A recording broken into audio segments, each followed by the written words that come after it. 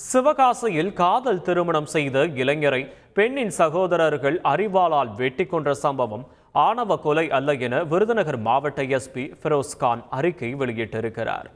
விருதுநகர் மாவட்டம் சிவகாசி அருகே கார்த்திக் பாண்டியன் என்பவரை அவரது மனைவியான நந்தினியின் சகோதரர்கள் அரிவாளால் வெட்டி படுகொலை செய்தனர். கார்த்திக் நந்தினி இருவரும் கடந்த 8 மாதங்களுக்கு முன்பு காதலித்து திருமணம் செய்து கொண்டது குறிப்பிடத்தக்கது.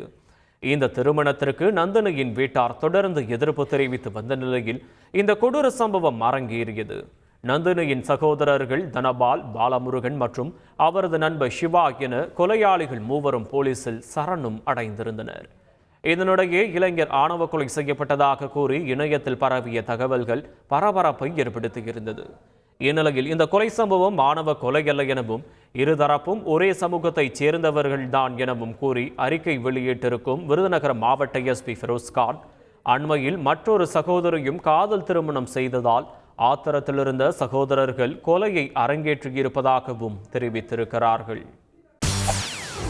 செய்திகளை உடனுக்குடன் தெரிந்து கொள்ள உடனே சப்ஸ்கிரைப் பண்ணுங்க.